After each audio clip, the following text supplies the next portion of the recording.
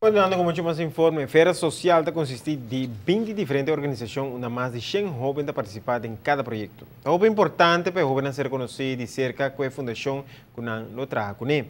Na YMCA, recentemente, teve uma reunião entre a fundação e o patrocinador do projeto e alguns de jovens voluntários. Como surpresa, o mandatário encarregado com o assunto social e juventude passa para mirar o progresso do projeto aqui. Mr. Bisa que é jovem entusiasta com o projeto que nós recebemos para a YMCA junto com a Companhia Nacional de Telecomunicação da CETAR com apoiar a feira social aqui com um projeto de 5.000 florins, total de mais de 300.000 florins para o setor social. No momento aqui agora distribui de diferentes tipos de projetos e jovem com entusiasmo grande participando do projeto também.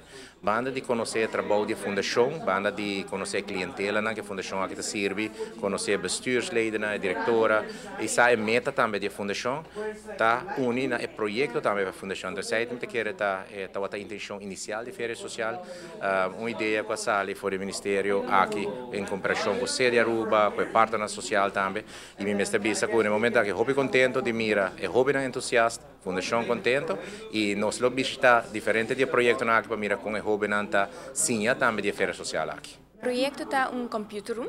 Está sendo que nós temos ruimte que computer room com nos computers não adaia. Então nós estamos tendo necessidade para ter computer novo e para ter computer room para assim nós podemos oferecer, por exemplo, computer less para jovens ou para gente grande.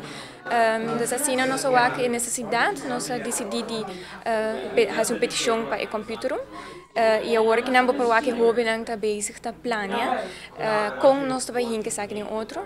Quanto computer também bem, com a mesa não também hora poni, quanto stoel também tem um printer, por exemplo. Então, nós estamos encantando full e plano de outro, então nós estamos contentes com ele também indo.